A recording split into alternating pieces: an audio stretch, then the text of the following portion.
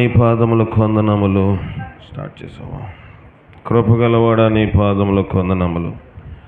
ఈ ఆదివారం మందు దేవా నీ సంధిలో మేము చేరి నిన్ను ఘనపరిచి నిన్ను మహింపరచడానికి మాకు ఏర్పాటు చేసిన ఈ శ్రేష్టమైన సమయం మీరు జ్ఞాపకం చేసుకున్నాం. పరిశుద్ధ నిలవదగిన ఈ స్థలములో నిలబడి నీ దివ్యమైన వాటిలో మాట్లాడడానికి యోగ్యత అర్హత నాకు లేదు ప్రభా. నన్ను పూర్తిగా నీ సిలుగు చాటు మరుగుపరిచి నాకును ఈ ప్రియులకును లైవ్లో వాక్యం విన్న బిడ్డలకి నీకు కావలసిన వాక్యం మీరు అందింపచేయమని మా ప్రభును రక్షకుడైన క్రీస్తు ద్వారా అడిగి వేడుకొనుచున్నాము పరమ తండ్రి, ఆమెన్.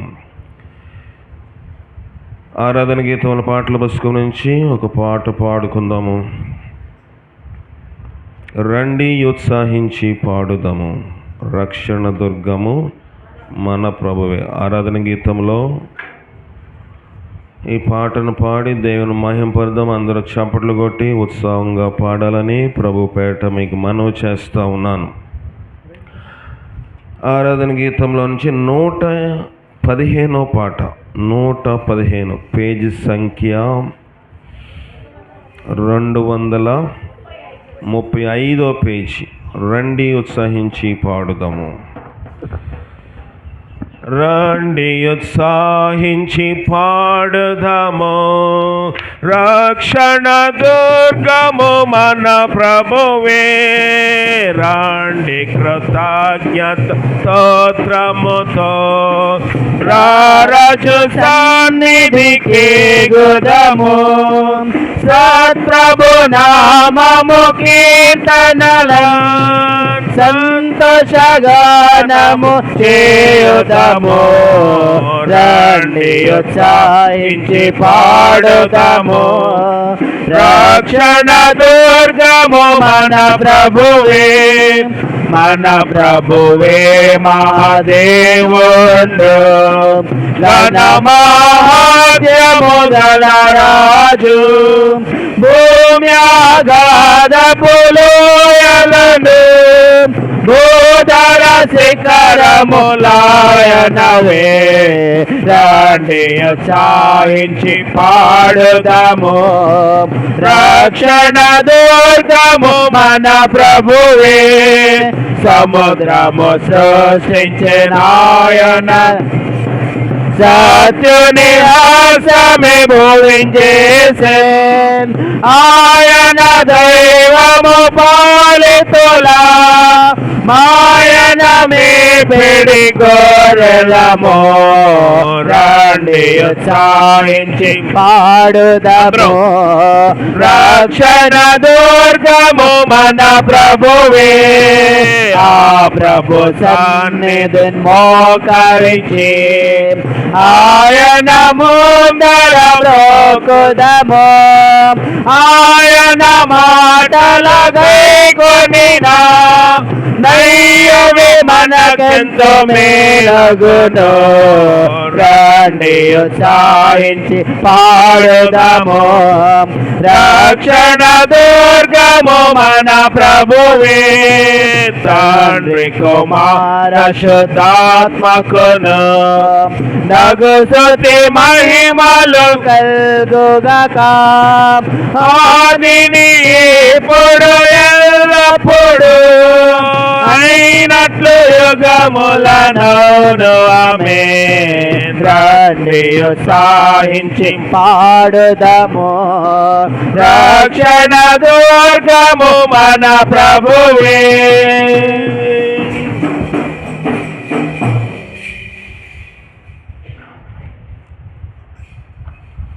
ఇంగ్లీష్ భాగంలో 104వ పాట, ఇమ్మానుయేలు రక్తము ఇంపైన యూటగు ఓ పాపి యందు మునిగెను. 104, పేజ్ సంఖ్య 53, ఎదరు భాగంలో ఉంటుంది, బాగా ఎదరులో ఉంటుంది పుస్తకంలో. ఇంగ్లీష్ పాటలో 104, 53వ పేజీ. ఇమ్మానుయేలు రక్తము ఇంపైన యూటగు ఓ పాపి యందు మునిగెను పాపంబు పోవును. యేసుండు నాకు మారుగా నా సిల్వ జావగా. శ్రీ యేసు రక్తమెప్పుడు స్రవించు నాకుగా. ఆయోట మున్గి దొంగయో హాషతుడాయేనో. నేనాటి పాపిని పొడు నేనాందు మున్గుదు. యేసుండు నాకు మారుగా నా సిల్వ జావగా. శ్రీ యేసు రక్తమెప్పుడు స్రవించు నాకుగా. నీ యొక్క పాపమాటిదే నిర్మూలమౌటకు. రక్షించు గొర్రె పిల్లని రక్తమే చాలును. యేసుండు నాకు మారుగా నా సిల్వ జావగా. శ్రీ యేసు రక్తమెప్పుడు స్రవించు నాకుగా. నానాదు రక్తమందున నేనమియుండినా. నా దేవుని నిండు ప్రేమ నేనిందు చూచేదా. యేసుండు నాకు మారుగా నా సిల్వ జావగా. శ్రీ యేసు రక్తమెప్పుడు స్రవించు నాకుగా. నాయాయుష్కాలమంతట నా సంత సంబాదే. నా క్రీస్తు యొక్క రొమ్మున నా గానమతియే. యేసుండు నాకు మారుగా నా సిల్వ జావగా. శ్రీ యేసు రక్తమెప్పుడు స్రవించు నాకుగా. ఆఖరిసారిగా ప్రార్థన పూర్వకంగా యేసు నామమున మనకు జయమున్నది. In the name of Jesus will have the victory. ఆరాధన గీతంలో ఇంగ్లీష్ భాగంలో పల్లవుల భాగంలో మనము ఈ పల్లవని పాడుకుందాం. పల్లవుల భాగంలో 143వ పల్లవి, పేజ్ సంఖ్య 155వ పేజీలో 143వ పల్లవి. అందులో లేచి నిలబడి పాడదాం, చప్పట్లు కొట్టి పాడదాం. వచ్చిన వారు పుస్తకాలు కిందన పెట్టి చప్పట్లు కొట్టండి, రాని వారు చూసి పాడండి. 143వ పల్లవి, 155వ పేజీ. యేసు నామమున యేసు నామమున మనకు జయమున్నది. హల్లెలూయా. యేసు నామమున యేసు నామమున సైతాను పారిపోవును. యేసుడేమి చేయును ఊహకందునా. నిన్నెంత ప్రేమించెను చెప్పతరమా. యేసు యేసు నామమున మనకు జయమున్నది. యేసు నామమున యేసు నామమున మనకు జయమున్నది. హల్లెలూయా. యేసు నామమున యేసు నామమున సైతాను పారిపోవును యేసుడేమి చేయను ఊహ కందునా నిన్నెంతో ప్రేమించెను చెప్పతరమా యేసు యేసు నామమున మనకు జయమున్నది. జీవము గల దేవాన్ని ఘనమైన పాదముల కొందనములు. నీ నామములో జయమున్నది. నీ నామములో సైతాను శక్తులన్నీ పారిపోతాయి. యేసు అవుగు నీవేమో చేస్తావు మాకు ఊహ కందదు. మమ్మల్ని ఎంత ప్రేమించవో చెప్పసఖ్యము కాదు. యేసు నామములోనే మాకు జయమని మేము పాడుకున్నట్లుగా నీ నామములో మేము దేవా పాడి ఆరాధించినట్లుగా జయము చూసి బలం పొందే భాగ్యము నాకు అందరికీ మీరు దయచేసి వాక్యం వినిచ్చినగా నన్ను పూర్తిగా నీ సిలువ చాటు మరుగుపరిచి పాపుల ప్రధాన పరిశుద్ధులు అల్పునని జ్ఞాపకం చేసుకున్నామని క్రీస్తు ధర వేడుకొని చిన్నాము తండ్రి, ఆమేన్. దయచేసి కూర్చోనండి. అందరికీ ప్రభువైన యేసుక్రీస్తు నామములో వందనములు తెలియజేస్తూ ఉన్నాను. లైవ్లో వాక్యం విన్న బిడ్డలు కూడా ప్రత్యేకమైన వందనములు. కనుక మనము ఈ దినము దేవుని యొక్క వాక్యము వినడానికి మనము వచ్చి ఉన్నాం. ఎన్నో పర్యాయములు మనం వాక్యం వింటున్నాం. వాక్యం విన్న తర్వాత దాన్ని ఏం చేయాలంట? ఏంటది? నెమర వేసుకోవాలి. నెమర ఎలా వేస్తామండి? మేమేం పశువులమా అనొచ్చు కదా. ఇంగ్లీష్లో చదువుకున్న వారైతే రివిజన్ అంటే 10th క్లాస్ వాళ్ళకి, కొంచెం పబ్లిక్ ఎగ్జామినేషన్స్ ఉన్న వాళ్ళకి బాగా అర్థమవుతుంది. నాది ఒక్క పాయింట్ తగ్గించి.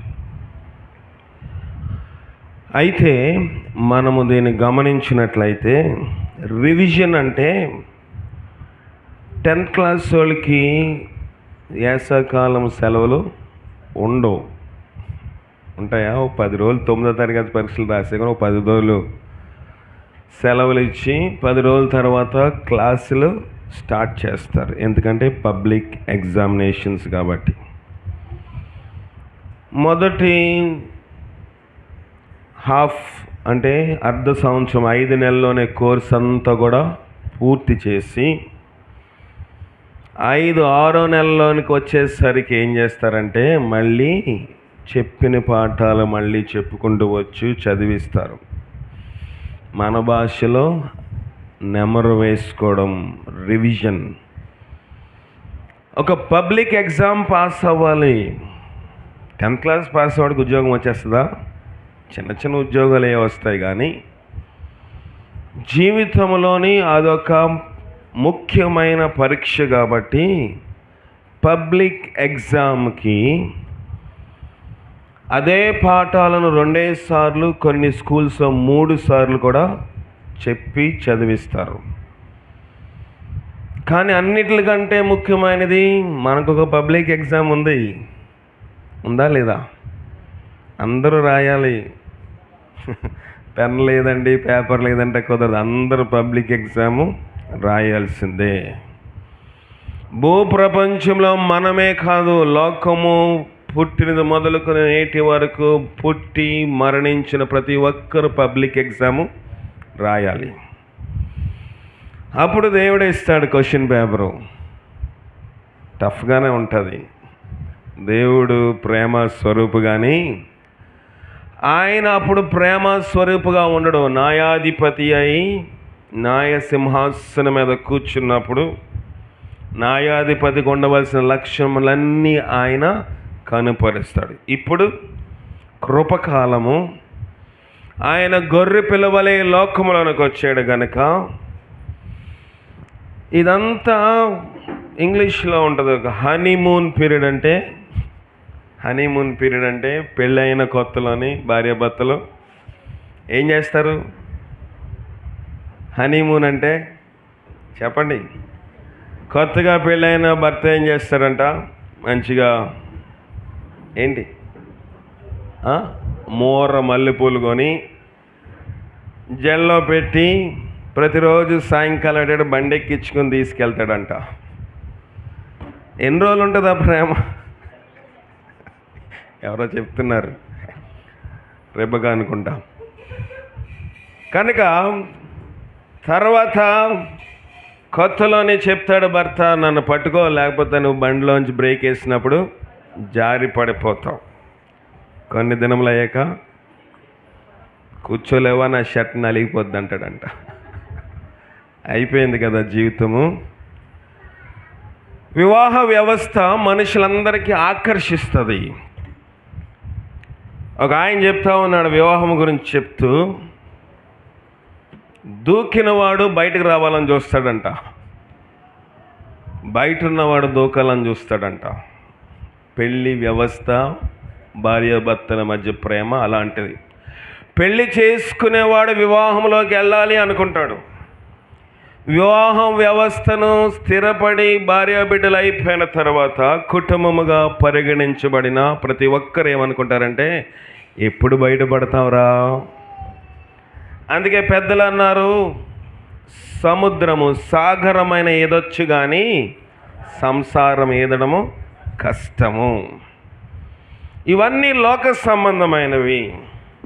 వివాహ వ్యవస్థలో కూడా దట్టిగా ఉండి మంచి ఒక నాణ్యమైన దంపతులుగా అందరికీ ఆదర్శప్రాయమైన దంపతులు కూడా లేకపోలేదు. కానీ అందరికీ ఒక పరీక్ష కాలం ఉంది. ఆ పరీక్ష కాలంలో మనందరము కూడా పరీక్షలు రాయాలి. పరీక్ష రాసి దేవుడు కరెక్ట్ చేస్తూ ఉన్నప్పుడు గుడ్డు సున్నా వస్తే, గుడ్డు సున్నా అంటే 0 మార్క్స్ వస్తే డిస్క్వాలిఫైడ్. ఎక్కడికి? పరలోకములోనికి. పరలోకములో ప్రవేశించాలంటే పరీక్ష రాయాలి. ఇప్పుడు నేను మీకు అందరికీ బోధిస్తాను. నేను ఒక టీచర్ అనుకోండి, బోధకుడిని. నాకు పరీక్ష ఉంటుందా ఉండదా? నాకు 2 పేపర్లు ఇస్తాడు దేవుడు, పార్ట్ 1 పార్ట్ 2. మరి ఎక్కువ తీర్పు. 2 పేపర్లు అటెంప్ట్ చేయాలి. మీకు అందరికి ఒక పేపర్ ఇస్తే రాసి వచ్చేస్తారు గబగబా.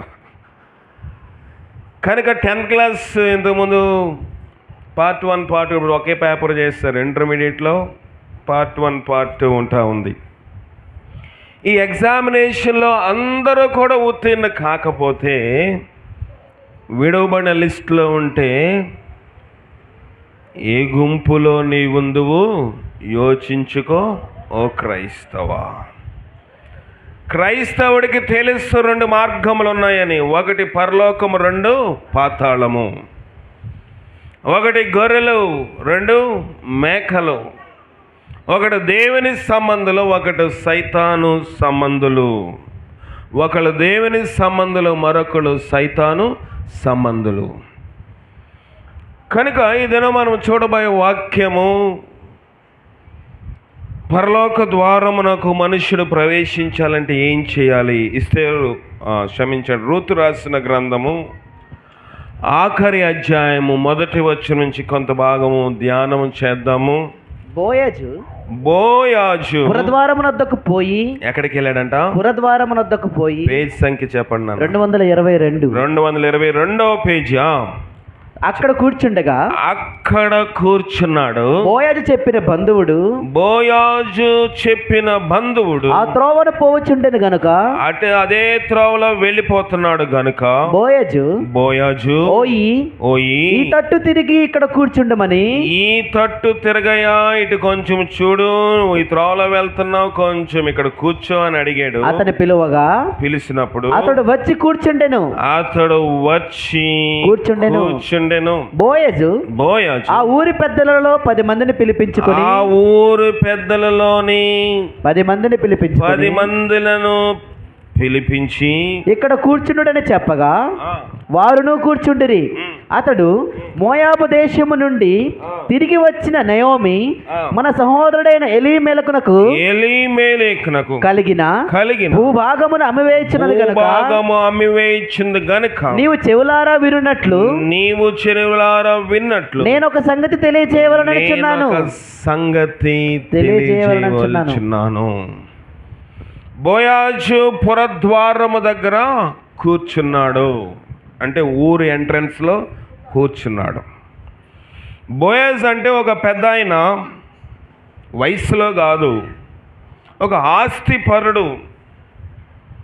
మన ప్రాంతంలో రెడ్డి గారండి, రాజు గారండి, ఇంకా నాయుడు గారండి, చౌదరి గారండి అని పిలుస్తారు. అలాంటి ఒక ఉన్నతమైన పిలుపు గలవాడు, అవివాహితుడు, అంటే ఇంకా వివాహము కూడా కాలేదు. కానీ పురద్వారము దగ్గర ఎందుకు కూర్చున్నాడంటే, సాధారణముగా సాయంకాలం అయ్యేసరికి ఉదయకాలమందు ఊరిలో ఏదైనా కలహములు, తగాదాలు, ఏదైనా పంచాయతీ కార్యక్రమాలు ఉంటే అక్కడ కూర్చుని పెద్దలందరూ తగువ తీరుస్తారు. బోయాజు కూడా కూర్చున్నాడు. ఎందుకు కూర్చున్నాడో తెలియదు, కానీ అదే టైంలో ఒక యవనస్తుడు వెళ్తా ఉన్నాడు. బోయాజు పోయి ఈ తట్టు తిరిగి ఇక్కడ కూర్చో, రచ్చబండ అనుకుందాం కొంతసేపు. ఊర్లో ఉన్న మర్రి చెట్టు దగ్గర, మేడి చెట్టు దగ్గర, రావి చెట్టు దగ్గర, సప్టా దగ్గర, గచ్చు దగ్గర కూర్చున్నాడు. ఎవరు? బోయాజు. ఒకడే కూర్చున్నాడు, ఇంకెవరెవరున్నారు అక్కడ రాయబడలేదు. కానీ బోయాజు యవనస్తుడు చూచి, ఓయి ఈ తట్టు తిరుగు, ఇక్కడ కూర్చో. వెళ్ళిపోతున్న వాడిని పిలుస్తూ ఉన్నాడు, ఎందుకంటే ఒక వివాదము ఉంది, ఒక తీర్పు తీర్చాలి కనుక బోయాజు న్యాయస్థానం మీద కూర్చున్నాడు. బోయాజు క్రీస్తుకు సాదృశ్యంగా ఉన్నాడు. ఈ బంధువుడు లోకములో ఒక విశ్వాసికి, లోకములో జీవిస్తున్న మానవునికి సాదృశ్యంగా, ఉదాహరణగా ఉన్నాడు. బోయాజు పిలుస్తూ ఉన్నాడు, ఓయి. ఇదే మాట ఒకరిని పిలిచారు బైబిల్లో. ఎవరు? ఓడలో ఉన్నవాళ్ళు. ఓయి నిద్రపోతా. ఓయి అన్నప్పుడు అతడు తీర్పులో ఉన్నాడని అర్థము, ఇంక వేరే ఆప్షన్ ఏమీ లేదు దానికి. పాయింట్ తగ్గించాలేమన్నా, వేరే ఆప్షన్ ఏమీ లేదు కనుక బోయాజు పిలుస్తా ఉన్నాడు, ఓయి ఈ తట్టు తిరిగి ఇక్కడ కూర్చో. యోనా చరిత్ర కొంత మనం పరిశీలించటది. మీరు ఎవరు బైబిల్ తీయొద్దు, కానీ నేను చెప్పుకెళ్ళిపోతాను, టైం చాలా సంక్షిప్తంగా ఉంది కనుక ముందుకెళ్ళిపోదాం. యోనా చరిత్రలో మనం చూసినట్లయితే దేవుడు ఒక ప్రణాళిక ఇచ్చాడు. దేవుడు ఒక మాట చెప్పాడు. ఎవరికి చెప్పాడు? దేవుని సేవకుడైన ప్రవక్త అయిన యోనాకి చెప్పాడు. యోనా విన్నాడా లేదా? విన్నాడు. యోనా విన్నాడు, కానీ పాటించలేదు. కనుక దేవుడు అన్నాడు, యోనాతో చెప్పిన తర్వాత ఎప్పుడైతే యోనా మాట వినలేదో దేవుడు యోనాతో మాట్లాడము మానేసి ఎవరితో మాట్లాడాడు? సృష్టితో మాట్లాడాడు. ఎప్పుడైతే యోనా హెపేకునకు పోయి వాడనకు కేవి ఇచ్చి, అంటే టికెట్ కొనుక్కొని ప్రయాణం చేస్తూ ఉన్నాడో, ప్రభు అన్నాడు, యోనాతో నేను మాట్లాడను, కానీ నేను ప్రకృతితో మాట్లాడతాను. దేవుడు అన్నాడు, వెంటనే తుఫాను ఆ సముద్రం మీదకి రావాలి. ఇప్పుడు సృష్టి, ప్రకృతి దేవుని మాట విందా? వినలేదా? విన్నది.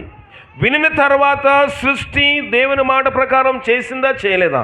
చేసింది. వెంటనే తుఫాను. ఇంకా మనకైతే రాగల 24 గంటల్లోని వర్షవాతం. నేను వర్షం అని చెప్పాను మన విశ్వాసుల్లో కొంతమంది. ఇవాళ వర్షం లేదు, ఎందుకంటే రాత్రి వచ్చినప్పుడు ప్రార్థన చేసుకుంటూ వస్తూ ఉన్నాను. నేను బైక్ మీద వస్తున్నా. ప్రభా వర్షం వస్తే మనోళ్ళు ముందుగానే ముసుగులేసేస్తారు. ప్రార్థనకు రారేం ప్రభా, వర్షము తగ్గించి అనుకూలం అంటే దేవుడు అనుకూలమైన వాతావరణం ఇచ్చాడు. వర్షం ఆపే ప్రభు అంటే మనం ఎవరిమి? సృష్టి దేవుని మాట వింటుంది. కనుక మాకు అనుకూలమైన వాతావరణం దయచే ప్రభా. మనమేం ప్రార్థన చేస్తాం చెప్పండి? ప్రభు వర్షం నీ ఆధీనంలో, వర్షం ఆయన ఆధీనంలో స్వాధీనంలో ఉంది కాబట్టి కురుస్తుంది. నీవు నేను ఆయన ఆధీనంలోని స్వాధీనంలో మనము లేము. యోనా విషయంలో జరిగింది ఏంటంటే, యోనా చెప్పగానే, దేవుడు చెప్పగానే వర్షము వచ్చింది, తుఫాను వచ్చింది. తుఫాను యొక్క దాటికి వాడ బద్దలైపోయే పరిస్థితి కూడా వచ్చింది. ఆ యొక్క ప్రకృతి యొక్క మాటను బట్టి, ప్రకృతి యొక్క చేష్టలు చూసినప్పుడు వాడవారందరూ కూడా మిగుల యెహోవాకు భయపడ్డారా? భయపడలేదా? భయపడ్డారు. కానీ దేవుని భక్తుడు భయపడలేదు. లోకం భయపడుతుంది, సృష్టి భయపడుతుంది. ప్రియమైన దేవుని సంగమా, మనకన్నా అన్యులు దేవునికి బాగా భయము పడతా ఉన్నారు. నేను చూస్తూ ఉన్నాను అనేక మందిని. నేను క్రైస్తవుడు ప్రభా, ఒక క్రైస్తవ మతమును, లోక సంబంధంగా ఒక మత ప్రచారకుడు. నేను దేవుని యొక్క సువార్తను ప్రకటించేవాడిని.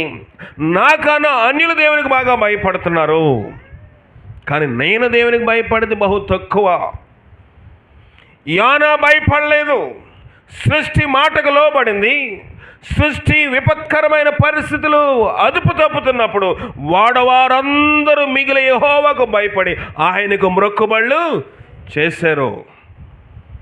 యోనా కనీసం మోకరించి ప్రార్థన కూడా చేయలేదు. క్రైస్తవుడికి గర్వం ఇది. క్రైస్తవ బోధకుడికి ఉండే లక్షణం ఇది. క్రైస్తవ విశ్వాసులకు ఉండే లక్షణం ఇది. అనిల్ అంటారు, అయ్యా మా కోసం ప్రార్థన చేయండి. మనము ప్రార్థనలో మోకరించము. సృష్టిలో పడుతుంది. ఆ వాడలో ఉన్న వారందరూ ఎవరంట? అన్యులే. ఎవరు దేవుని నామం ఎరిగినటువంటి వారు కాదు. అంతకుముందు వాళ్ళు ఏం చేశారు? ఎవరి దేవుళ్ళకు వాళ్ళు ప్రార్థన చేశారు. అయిపోయిన తర్వాత దేవుని మాట ఎలాగ లోబడ్డారంటే, దేవుడు వారికి ప్రత్యక్షమయ్యాడా? అవ్వలేదు. సృష్టిని చూశారు. రెండోదిగా యోనా మాట వాళ్ళు విన్నారు. విని యోనానెత్తి సముద్రంలో పడేశారు. పడవేయగానే దేవుడు ఒక గొప్ప మత్స్యమునకు ఆజ్ఞాపించాడు. సాధారణంగా తిమింగములు వేగముగా ప్రయాణించగలవు, కానీ ఎప్పుడు పడతాడో తెలీదు. అంత వేగముగా అతడు పడినప్పుడు అతడు నీటిలోని మునిగిపోకుండా తిమింగలం అకస్మాత్తుగా వచ్చి అది మింగివేసి యోనాని భద్రముగా కాపాడింది.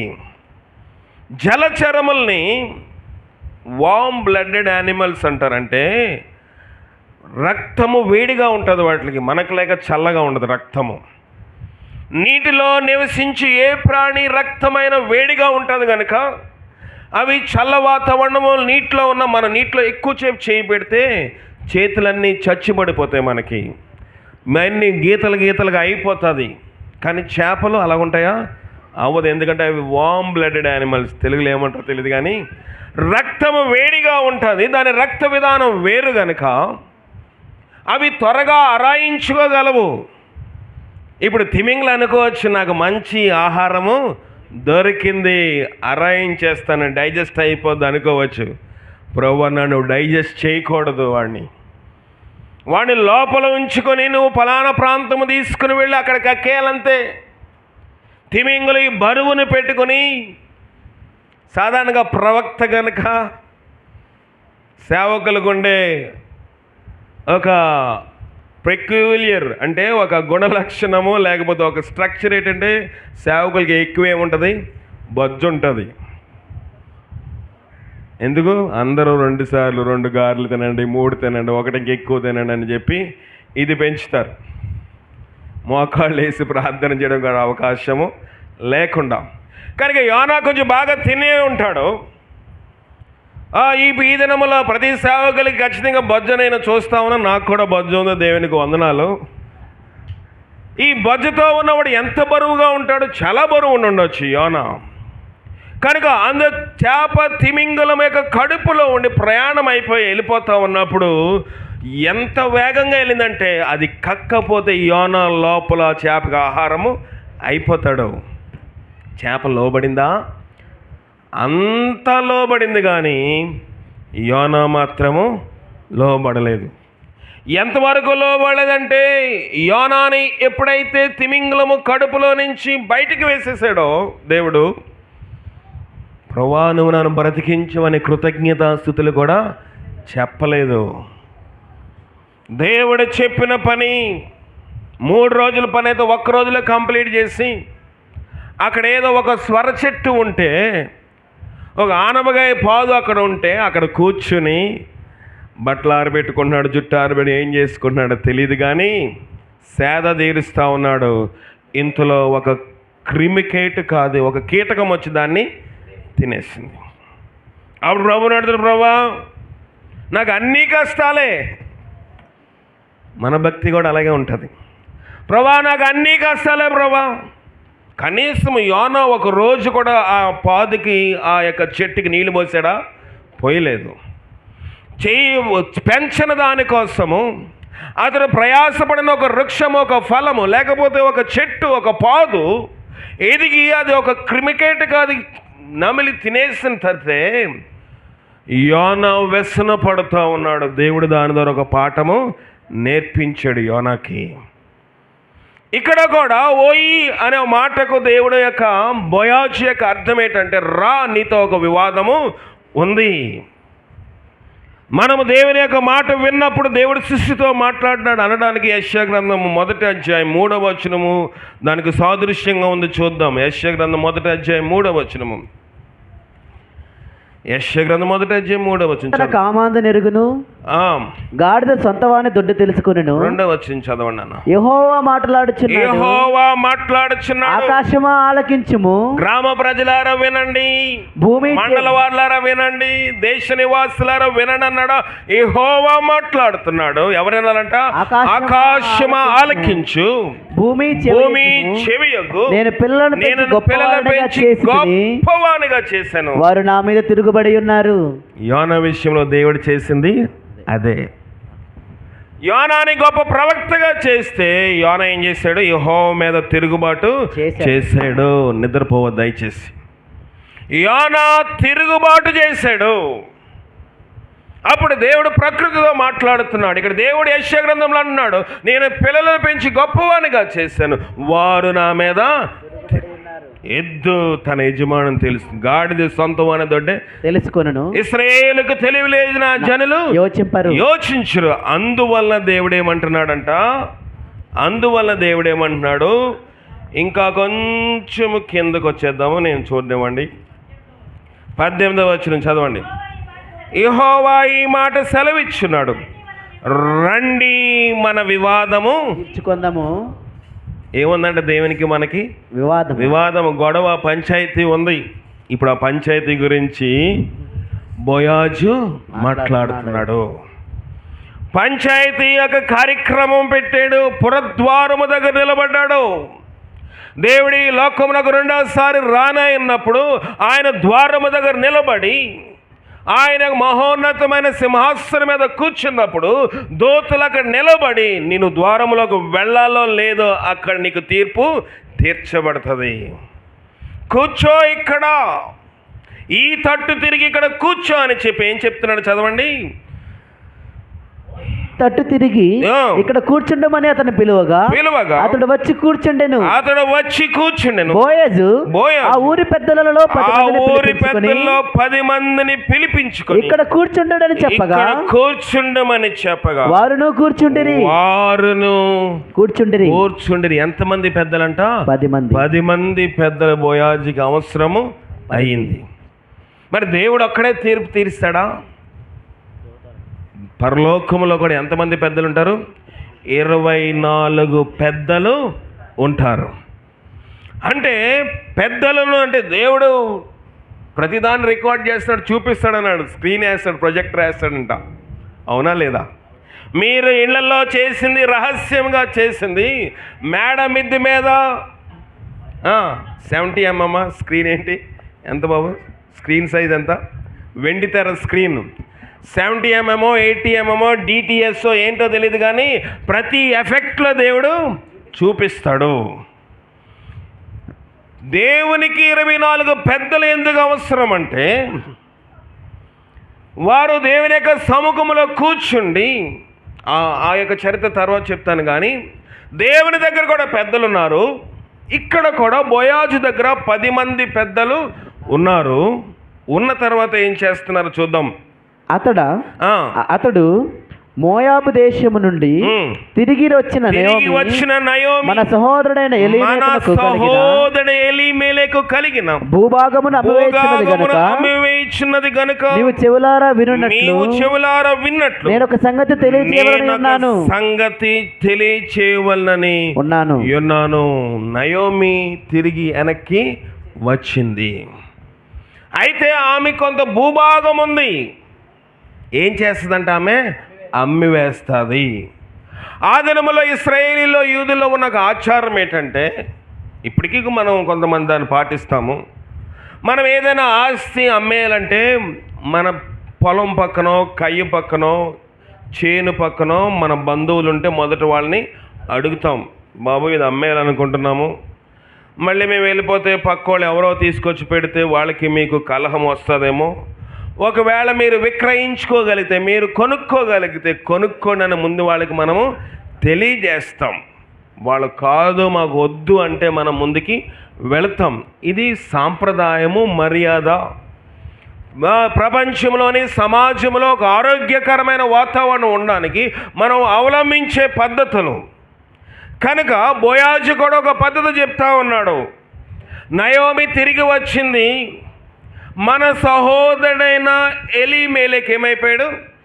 చనిపోయాడు. ఇప్పుడు ఆమె భార్య పొలం అమ్మేస్తూ ఉంది. నువ్వు జాగ్రత్తగా వినలేదని చెప్తే నా చుట్టూ ఎంతమంది ఉన్నారు? 10 మంది పెద్దలు ఉన్నారు. వాళ్ళ సమక్షంలో నీకు చెప్తున్నానని చెప్పిన తర్వాత ఈ పుర నివాసుల ఎదుటను నా జనుల పెద్దల ఎదుట ఆ భూమిని సంపాదించుకొను. ఏమనగా దాన్ని విడిపించుటకు ఒప్పుకొనిన ఎడల నీవు ఒప్పుకొనిన ఎడల విడిపింపు దాన్ని విడిపింపనొల్లని ఎడల అది స్పష్టముగా నాతో చెప్పుము. నీవు గాక దాన్ని విడిపింపవలసిన బంధువు ఎవడను లేడు. నీ తరువాతి వాడును నేనే అని బంధువుతో చెప్పెను. అందుకు అతడు నేను విడిపించదనని నేను పొలము విడిపిస్తాను. ఒప్పుకున్నాడా? ఒప్పుకోలేదా? ఒప్పుకున్నాడు. పొలము విడిపించడానికి ఇంకొక బంధువుడు ఎవరు ఉన్నారా? లేరు. నీవే మొదటి ప్రయారిటీ. నీవు కాకపోతే నేను కాకపోతే ఇంక బయట వాళ్ళకి అది అమ్మేసుకోవచ్చు. కనుక బోయాజు ఇమీడియట్ రిలేషన్ అంటే వెంటనే వ్యక్తిగత సంబంధము వారితో ఉన్నను లేకపోయినప్పటికీ అతని కంటే ఇంకా దగ్గరి బంధువు నయోమి కుటుంబానికి ఒకడు ఉన్నాడు. వాడిని అడిగాడు, విడిపిస్తావా? కొనుక్కుంటావా? కొనుక్కుంటానయ్యా, డబ్బులున్నాయా? ఉన్నాయి. సర్లే, నువ్వు కొనుక్కోగలిగితే స్పష్టంగా చెప్పు, దీంట్లో బలవంతమేమీ లేదు, నువ్వు కాకపోతే నేను దాన్ని విడిపిస్తాను.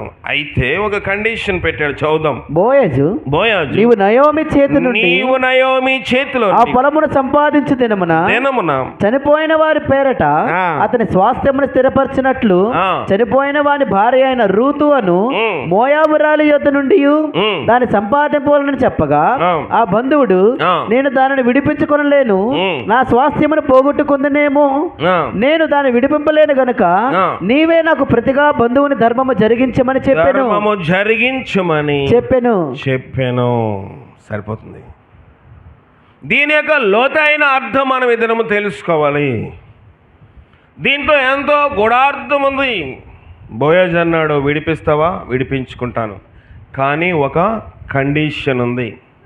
ప్రతిదానికి ఒక కండిషన్ ఉంటుంది. కొన్నిసార్లు మనకి వస్తువు పేరు రాస్తాడు, అక్కడ ఎంతంటే పెద్ద టీవీ వేస్తాడు, 999 రూపాయలు రాస్తాడు, పక్కన చిన్న స్టార్ ఎడతాడు. స్టార్ పైన కింద అంటాడు షరతులు వర్తిస్తాయి, కండిషన్స్ అప్లై. 999 రూపాయలు నువ్వు కొనాలంటే నీకు తెల్ల రేషన్ కార్డు ఉండాలయ్యా, అరే నాకు లెటర్ చూసి 999కి వస్తున్నాయి కానీ ఒక 10 టీవీలు తీసుకుందామని వెళ్తే నీ వైట్ రేషన్ కార్డు చూపిస్తే మేము దాన్ని నీకు 999కే ఇస్తాము. 999 రూపాయలు నీకు కావాలంటే నువ్వు పలానా గవర్నమెంట్ ఎంప్లాయీ అయి ఉండాలి, లేకపోతే నీకు పలానా క్రెడిట్ కార్డు ఉన్న వాళ్ళకి 999 రూపాయలకి ఇస్తాము, ఎన్నెన్నో చెప్తూ ఉంటారు. ఒక్క చుక్క మాత్రమే పైన ఉంటుంది, ఎవరు చూడరు. అది పెద్ద అక్షరాలు 999 3 9లు కనబడ్డప్పటికి షాప్లోకి వెళ్తాం, బయటకు వచ్చినప్పుడు నీరసంగా వస్తాం. అవునా? 1000 రూపాయలు ఉన్నాయో లేదు చూసుకుంటాం, అంతేగాని ఆ చుక్క అర్థం ఏంటో కిందన రాయబడి ఉంటుంది. కండిషన్స్ అప్లై, షరతులు వర్తిస్తాయి. ఇతడు కూడా రమ్మనగానే తిరిగాడు, వెనక్కి తిరిగి కూర్చున్నాడు. అరే పెద్దలందరూ నన్ను బాగా పిలిచారని కాలర్ కూడా సర్దుకొని ఉంటాడు. బాగా పంచాయతీలో కూర్చున్నాడు. అమ్మా నయామి పొలం అమ్మేస్తుందంట, కొనుక్కుంటానన్నాడు. అయితే నువ్వేం చేయాలంటే చనిపోయిన ఆ వ్యక్తి తరపున నువ్వు ఈ స్వాస్థ్యము స్థిరపరచాలి. నువ్వు పిల్లలకు అంటావు కదా, దాని అర్థము చెప్తా ఉన్నాను. నువ్వు పిల్లలకు అంటావు, నీవు ఇప్పుడు రూతు వెనక్కి వచ్చింది, నీవు ఈ స్వాస్థ్యము కొనుక్కోవడమే కాదు, ఆ స్వాస్థ్యముతో పాటు నీవు ఆమె కోడళ్ళు కూడా నీ భార్యగా నీవు చేసుకోవాలి. ఇదేంట్రా వింతగా ఉంది కదా. దీని అర్థమేంటి? ఒక వ్యక్తి ఒక మనిషిని యొక్క భారము తీసుకోవాలంటే పొలము కొనుక్కోవడం సులభంగా ఉంటుంది, కానీ ఒక చనిపోయిన విధవరాల్ని పెళ్లి చేసుకోవడం అంటే అది మాటలతో కూడిన వ్యవహారం అంటారా? కాదు. ఎందుకంటే ఆ విధవరాలకి ఆస్తి ఉంది, కానీ ఆ ఆస్తిని కొనుక్కోవాలి అంటే ఎదురు కట్నం ఇచ్చి విధవరాల్ని పెళ్లి చేసుకోవాలి. మన భాషలో చెప్పాలంటే ఎదురు కట్నం ఇచ్చి ఒక విధవరాల్ని ఎవరైనా పెళ్లి చేసుకుంటారా? కష్టమండి. ఆవిడకి ఏమైనా ఆస్తి ఉంటే, ఆవిడకి ఏమైనా డబ్బు ఉంటే, వాళ్ళ భర్త చనిపోయిన పెన్షన్ ఏమైనా ఆమెకు వస్తూ ఉంటే దానిని తీసుకోవడానికైతే ఇష్టపడతారు, కానీ ఎదురు కట్నం ఇచ్చి ఒక విధవరాల్ని పెళ్లి చేసుకోవడం అంటే ఎవరి భూప్రపంచంలో చెయ్యరు. గనుక ఇతను అంటున్నాడు, నా ఆస్తి పోతుందేమో, నాకు వద్దులే అన్నాడు.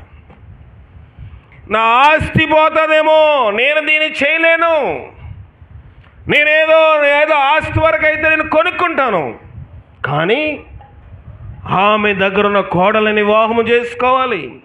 చనిపోయిన ఆమె భర్తకు ఈమె పిల్లలు కనలేదు కనుక ఇక మీద నాకు ఎవరైనా పిల్లలు పుడితే వాళ్ళు నా పిల్లలు కాదు, ఎవరి పిల్లలుగా పరిగణించాలి? చనిపోయిన భర్త యొక్క పిల్లలుగా ఇతడు పరిగణించాలి. క్రైస్తత్వం ఇక్కడ బేస్ అయింది. క్రైస్తత్వము ఈ యొక్క ప్రతిబింబం మీద నిలబడతా ఉంది. నిన్ను వలే నీ పొరుగువాన్ని ప్రేమించమంటే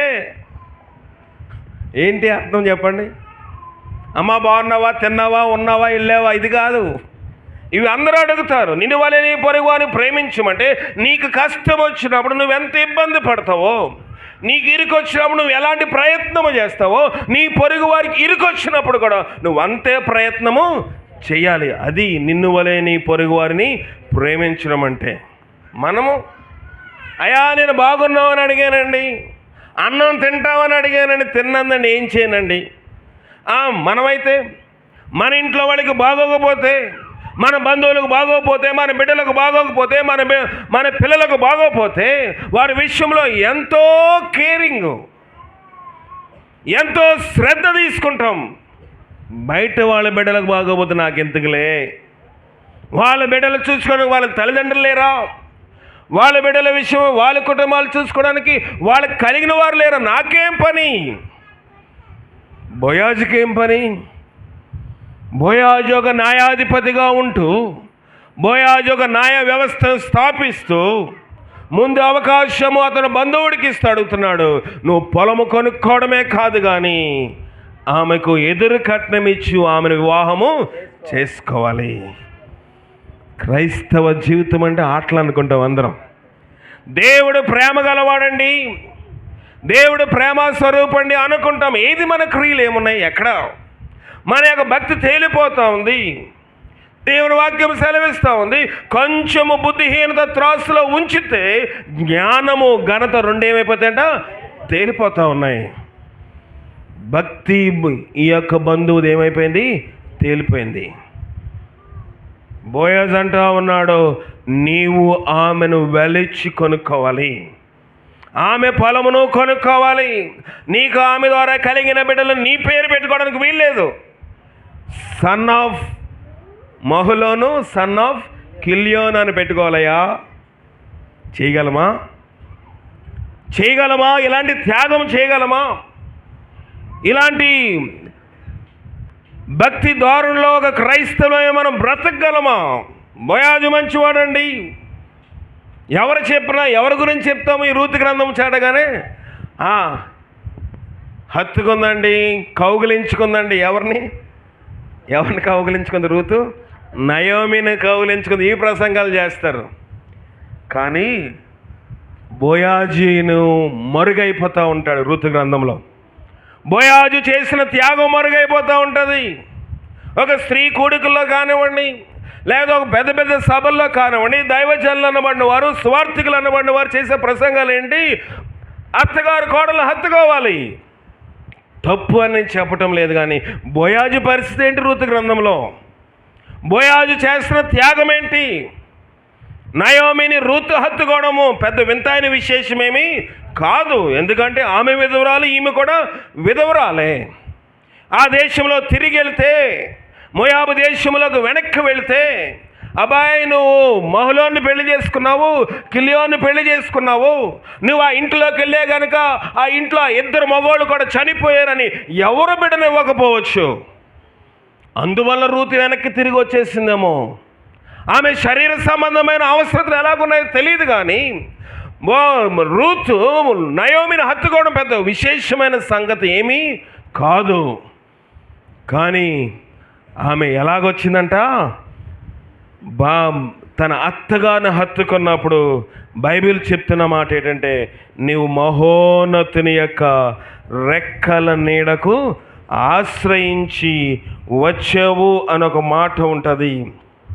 చూద్దాము. 2వ అధ్యాయము 12వ వచనము. చదవండి. నీవు చేసిన దానికి ప్రతిఫలం ఇచ్చును. ఇశ్రాయేలు దేవుడైన యెహోవా రెక్కల కింద సురక్షితముగా నుండినట్లు నీవు వచ్చితివి. ఆయన నీకు సంపూర్ణమైన బహుమానము ఇచ్చినని ఆమెకు ఉత్తరం ఇచ్చెను. రూతుకు ఉత్తరము ఇచ్చెను. ఎక్కడ వచ్చిందంట? నీ దేవుడైన యెహోవా రెక్కలు క్రింద సురక్షితముగా ఉండడానికి వచ్చింది. అంటే కొంత ఏముంది రూతులోని? స్వార్థము ఉంది. కొంత నయోమిని హత్తుకోవడానికి ఏంటంటే మహులోను, కిల్యోను, ఇంకెవరు తండ్రి పేరు ఏం పేరు? ఎలీమెలెకు. ఈ ముగ్గురు నయోమి కొంత వాక్యం బోధించుండొచ్చు. మీ దేశ సాంప్రదాయాలు ఏంటి? మా దేశంలో సాంప్రదాయం ఇది. మా దేశంలో విధవరాలు పోతే అనాది కాలంలో కూడా మనము బైబిల్లో చూసినట్లయితే తన అన్న చనిపోతే అన్న బదులుగా దేవుడు ఎవరిని వివాహం చేసుకోమన్నాడు? తమ్ముడిని, మరిదిని వివాహము చేసుకోమన్నాడు. దేవుడు విధవరాల పక్షమున వ్యాజ్యమాడే దేవుడు. బైబిల్ విధవరాలకి ఎక్కువగా ప్రాధాన్యత ఇచ్చే లోకంలో ఏకైక గ్రంథం ఏదన్నా ఉందంటే బైబిల్ ఒకటే. దీనికి మించి విధవరాలకి పెద్దపీట వేసిన ఏ రాజకీయ పార్టీ కూడా లేదు. కనుక మహోన్నతుని యొక్క రెక్కలను క్రింద సురక్షితంగా ఉండడానికి వచ్చింది ఎవరు? రూతు. కనుక దేవుని పక్షాన ఇప్పుడు నిలబడుతున్నవాడు బోయాజు నిలబడి అడిగాడు. వెళ్ళిపోయాడు అతను. వెళ్ళిపోయిన తర్వాత ఏం జరిగింది చూద్దాం. ఇశ్రాయేలులో బంధు ధర్మమును గూర్చి గాని క్రయ విక్రమమును గూర్చి గాని ప్రతి సంగతిని స్థిరపరచుటకు పూర్వమున జరిగిన మర్యాద ఏదనగా ఒకడు తన చెప్పు తీసి తన పొరుగువానికి ఇచ్చుటయే ఈ పని ఇశ్రాయేలులో ప్రమాణముగా ఎంచబడిను. ఏ బంధువుడు నీవు దానిని సంపాదించుకొనుమని బోయాజుతో చెప్పి తన చెప్పు తీయగా బోయజు ఎలీమెలెకునకు కలిగిన యావత్తును కిల్యోనుకును మహులోనుకును కలిగిన యావత్తును నయోమి చేతుల నుండి సంపాదించి నేను అన్నందుకు మీరు ఈ దినమున సాక్షులై ఉన్నారు. వారికి ఒక సాంప్రదాయం ఉంది. ఏంటంటే ఇప్పుడు ఇది వద్దని చెప్తే అయిపోదు. నేను పొలం అమ్మేసినట్టు అవుతుందా? దస్తావేజులు తెస్తే సంతకము పెట్టాలి. అయ్యా ఇంత కొన్నామని ఇద్దరు రాసుకుంటే అయిపోతుందా? ఈ సరిహద్దులు ఆ సరిహద్దులు పెద్దలు ఎవరో ఒకరు సాక్షి సంతకాలు కూడా ఉండాలి. ఇప్పుడు ఇతడు నాకు వద్దు ఈ పొలము అని చెప్తే సరిపోదు. దానికి బదులుగా అతడు తన చెప్పిని ఎవరికి ఇవ్వాలనుకున్నాడో ఆ పొలం వారికి ఇచ్చేయాలి. కనుక ఆ యొక్క బంధువుడు ఏం చేశాడు? అతను చెప్పు తీసి ఎవరికి ఇచ్చాడు? బోయాజుకి ఇచ్చేసాడు. చెప్పు అనగా ఏంటి? తృణీకరించబడే ఒక వస్తువు. మనం ఏదన్నా మన బట్టలు ఎవరైనా పట్టుకొని ఇష్టపడదు. మన చెప్పులు, అరే బాబు నా చెప్పులు పట్టుకోకయ్యా అంటామా? చెప్పులు పట్టుకుంటానడయ్యా, నా చెప్పులు నేను వేసుకుంటానులే. కొంతమంది చెప్పులు పట్టుకుంటే ఏదో శనిరా అంటారా? చెప్పులు పట్టుకుంటాం ఎంతరా? శనిరా అంటారు. అలాంటిది ఇప్పుడు అతని దగ్గర ఉన్న విధవరాలను ఇతను పెళ్లి చేసుకోవాలంటే, వాళ్ళకున్న అప్పుల బాధలు తీర్చాలంటే, వాళ్ళకు బదులుగా ఇతని పిల్లలు తీసుకోవాలంటే అతని చెప్పు ఇతను చేతిలోనికి తీసుకోవాలి.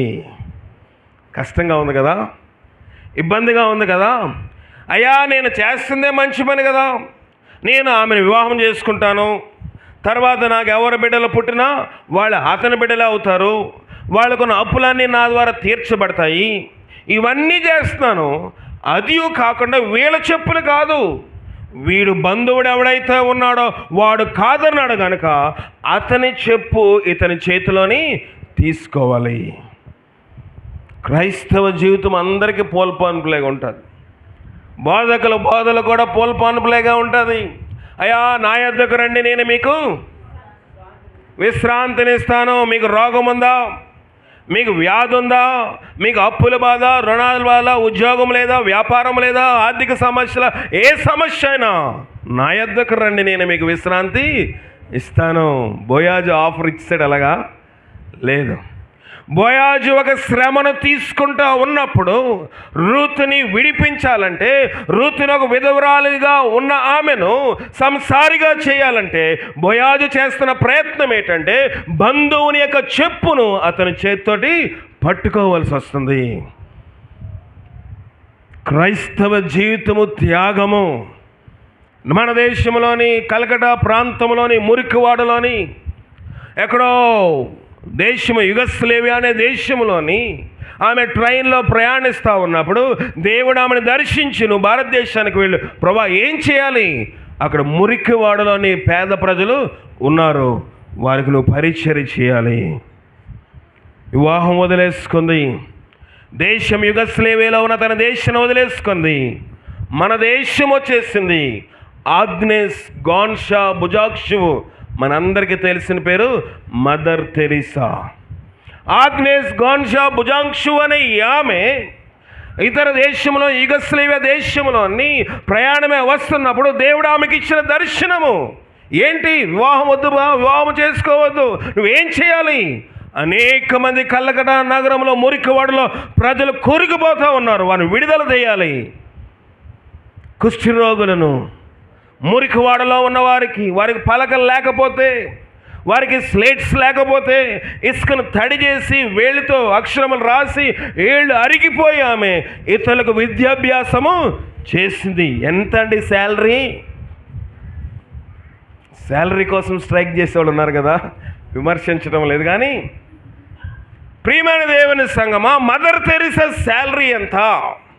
మదర్ తెరీసా ఎంత జీతము తీసుకొని సేవ చేసింది?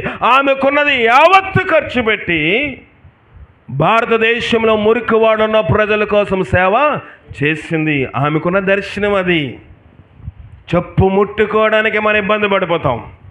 చీముడు కారుస్తూ ఉంటే బిడ్డల మురికివాడలను ఆడుకుంటూ మురికి నీళ్ళు తాగుతున్న వారిని తీసుకొచ్చి స్నానము చేసి వాళ్ళకి వస్త్రములు వేసి వాళ్ళతో పాటు కూర్చుని వాళ్ళతో పాటు పడుకొని జీవితం అంతా ఇతరులకు సేవ చేసి ఆమె తన తుది శ్వాస విడిచేసింది.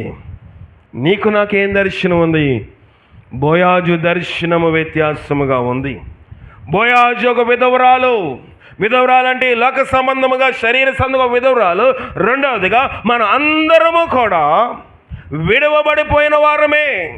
ఎందుకంటే దేవుని వాక్యం సెలవిస్తుంది, నీతిమంతుడు లేడు, ఒక్కడును లేడు, అందరూ పాపము చేసి దేవుడు అనుగ్రహించు మహిమను పొందలేకపోతా ఉన్నారు. దేవుడు అనుగ్రహించు మహిమను పొందలేకపోతున్నారంటే భర్తకు మనం ఏం చేస్తాం? విడాకులు ఇచ్చేస్తాము. మన విషయంలో దేవుడు చనిపోయాడు, మన విషయంలో దేవుడు మృత్యుడైపోయాడు. ఆయన మృత్యుంజయుడు అవ్వలేదు నీ జీవితంలో. నీ బ్రతుకులో ఆయన బ్రతికలేడు. నీ జీవితంలో భర్తగా నిన్ను సృష్టించిన దేవుడు నీకేమై ఉన్నాడు? భర్త అయి ఉన్నాడు. కానీ భర్తను నువ్వు నేను ఏం చేసాము? చంపేసాము. విధవరాలుగా ఉన్నాము గనుక, విడవబడిన జనాంగా ఉండిపోయాము గనుక నిన్ను నన్ను విడుదల చేయడానికి పురద్వారం మందు దేవుడు అనాది కాలమందు 24 సంవత్సరాల క్రితము ఈ లోకమునకు యేసుక్రీస్తును పంపించి ఆయన గొల్గొతా కొండ మీద, కల్వరి కొండ మీద తన శిలువ ప్రాణం అర్పించి నీ చేతిలో నీవు అనుభవించవలసిన చెప్పులను ఆయన తొడుక్కున్నాడు. గ్రహించేవా క్రీస్తు ప్రేమను? బోయాజు క్రీస్తు ప్రేమకు సాదృశ్యంగా ఉన్నాడు. బంధువుడి యొక్క చెప్పు పట్టుకుంటున్నాడు. ఎందుకంటే బంధువుడికి విడిపించేంత సత్తా లేదు, బంధువుడికి విడిపించే అంత త్యాగము లేదు, బంధువుడికి విడిపించే అంత ప్రార్థనాత్మ లేదు. లోకంలో నీ బంధువులు, నీ రక్త సంబంధి స్నేహితులను విడిపిస్తారు అనుకుంటున్నావు. నీవు విడిపిస్తాము అన్నట్లుగా ముందుకు వస్తారు, కానీ కష్టం వస్తే పక్కకు అందరూ తొలగిపోతారు. ఉంటారా? ఎవరు మన చుట్టూ రారు.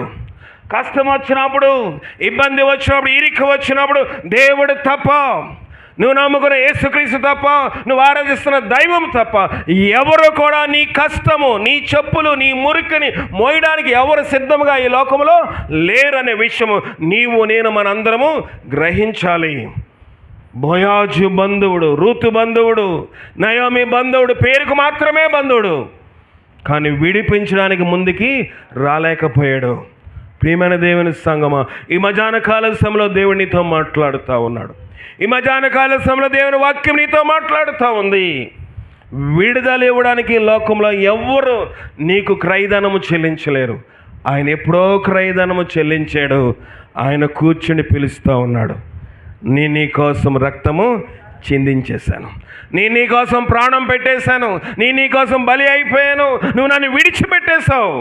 పేరుకు మాత్రము ప్రభు నా దేవుడు అంటున్నావు, నా పతి అంటున్నావు, నా భర్త అంటున్నావు, నా గురువు అంటున్నావు, నా స్నేహితుడు అంటున్నావు. ఎన్నో పేర్లు పెట్టి దేవుడిని పిలుస్తాం, కానీ దేవుడు ఇంకా మన బయట ఉండిపోయాడు కనుక ప్రభు ఆ రచ్చబండి దగ్గర కూర్చుని అంటున్నాడు, రండి మన వివాదము తీర్చుకుందాము.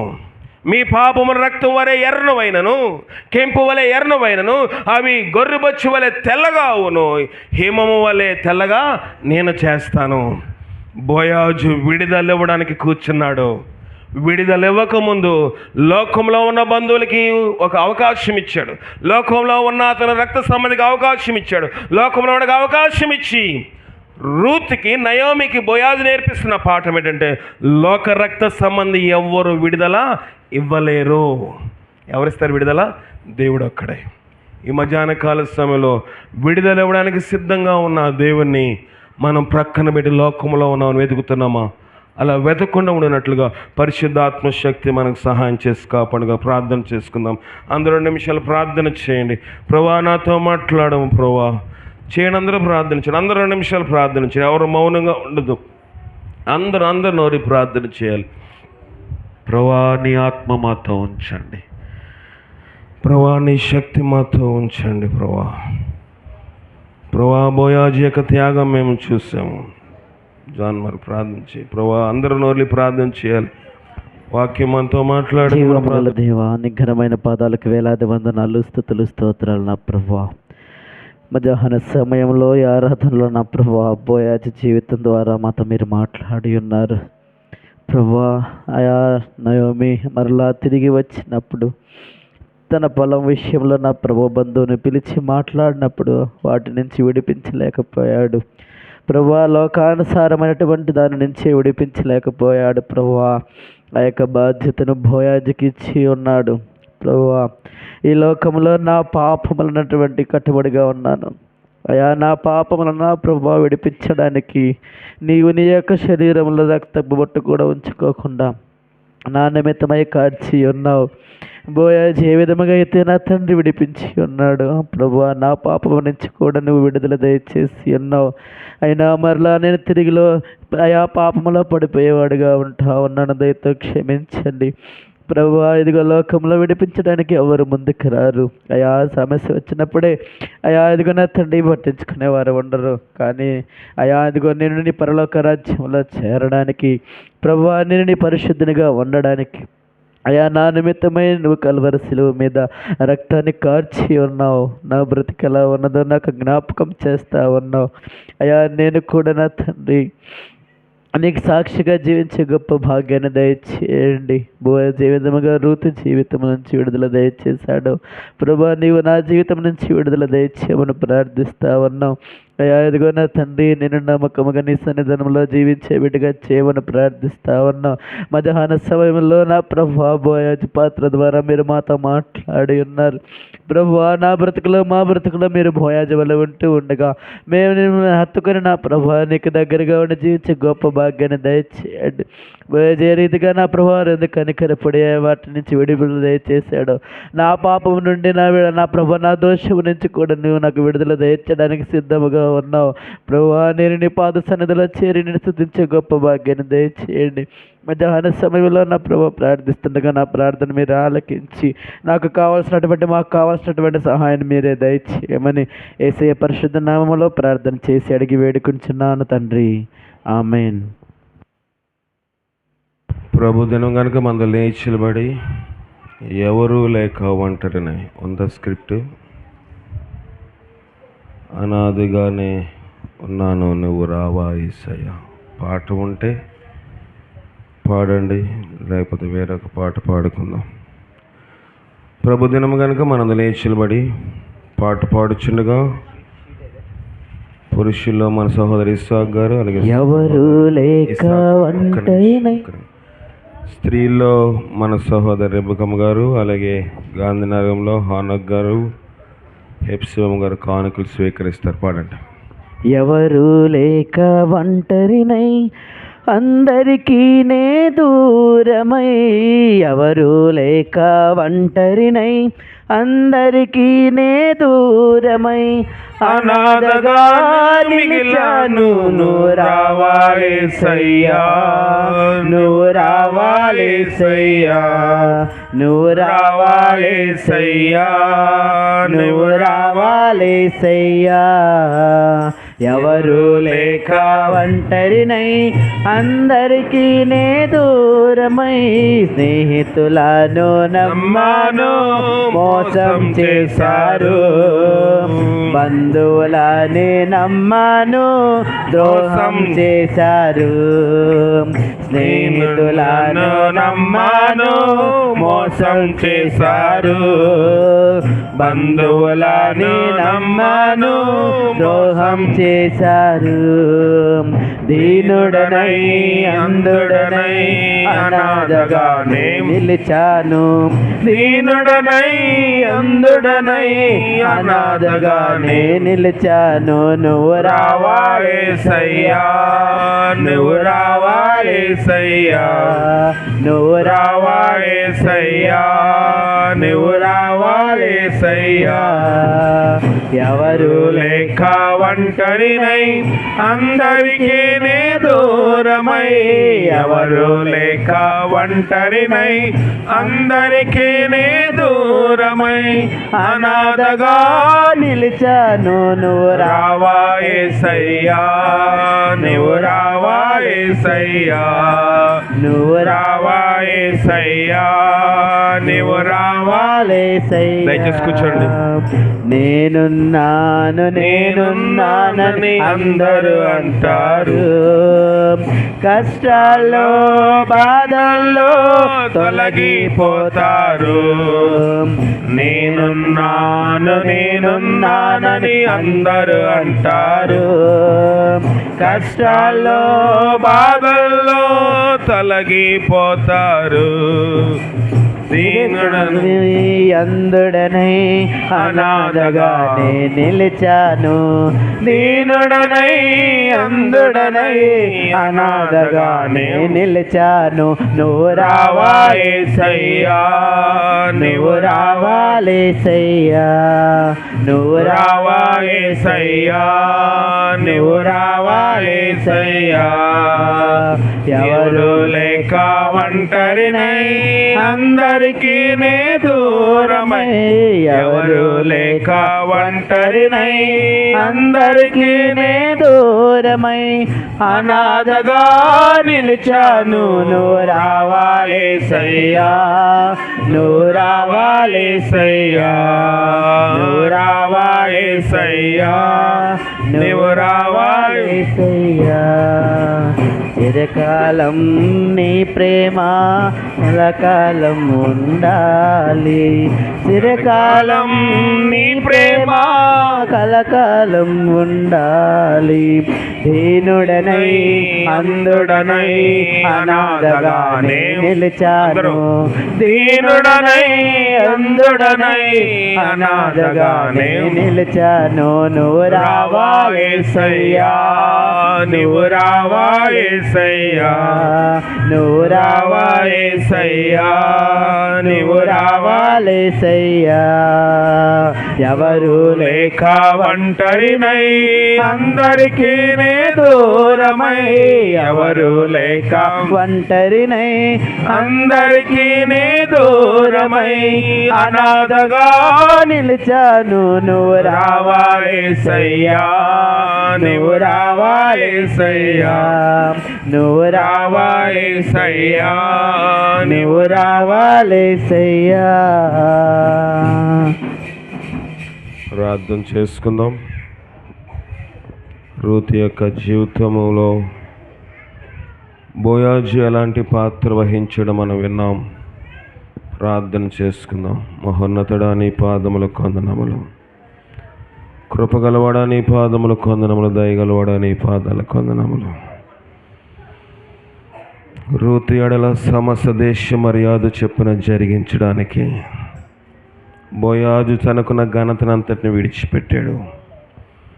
ఒక అవివాహితుడు, ఒక పెండ్లి కానివాడు విధవరాల్ని పెళ్లి చేసుకోవడానికి ఎదురు కట్నం ఇచ్చి వివాహము చేసుకుని తన బంధువుడి యొక్క చెప్పును అతని చేతిలో తీసుకుని సకల దోషణల అవమానములు భరించి రూతుని విడుదల చేశాడు కదా.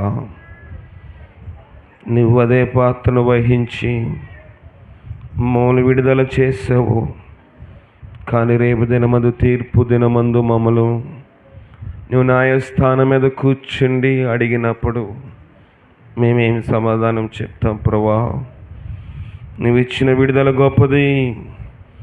పాడుకున్న రీతిగా దేవా తండ్రి, బంధువులు స్నేహితులు మమ్మల్ని వదిలివేసిన దీనుడుగా అందుడుగా మేము మిగిలిపోయినాం. నీ రాక మా జీవితంలో లేకపోతే వ్యర్థమే కదా. రూతు నయోమి యొక్క జీవితంలోకి బోయాజు రాకపోతే వారి జీవితం అంధకారమే. మా జీవితంలో నీ రాక లేకపోతే, నువ్వు మా హృదయం అనే ద్వారంలో ప్రవేశించకపోతే మా బ్రతుకుల అయోమయము అగమ్య గోచరము కానరాని పరిస్థితి మాది ప్రభువా. బ్రతికిన్నామంటే అది నీ కృపే, జీవిస్తున్నామంటే నీ కృపే. 5 ఏళ్ళు మా నోట్లోకి వెళ్తుందంటే అది నీ కృపే ప్రభువా. బోయాజు ప్రేమను కలిగిన క్రీస్తు నీకు వందనములు.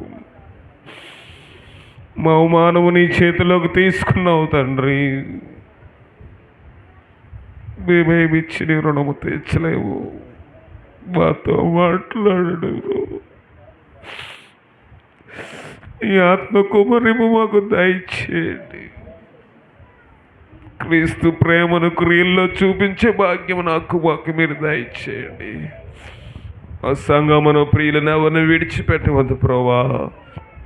మమ్మల్ని నమ్మకస్తులుగా చేయండి, యోగ్యులుగా చేసి బలపరిచి మీరే మహిమ ఘనత పొందమని మా ప్రభును రక్షకుడైన క్రీస్తు ద్వారా అడిగి వేడుకొనుచున్నాం పరమ తండ్రి. మన పరమ తండ్రి అయిన దేవుని యొక్క ప్రేమ, కుమారుడైన యేసుక్రీస్తు వారికి కృప, పరిశుద్ధాత్మిక నిన్న సహవాసము, రూతికి నయామికి ఇచ్చిన విడుదల, బోయాజైన క్రీస్తు ద్వారా మనకి అనుగ్రహించి కాపాడును గాక. ఆమెన్. లైవ్లో వాక్యం వింటున్న వారికి వందనాలు. సెలవు తీసుకుందాం.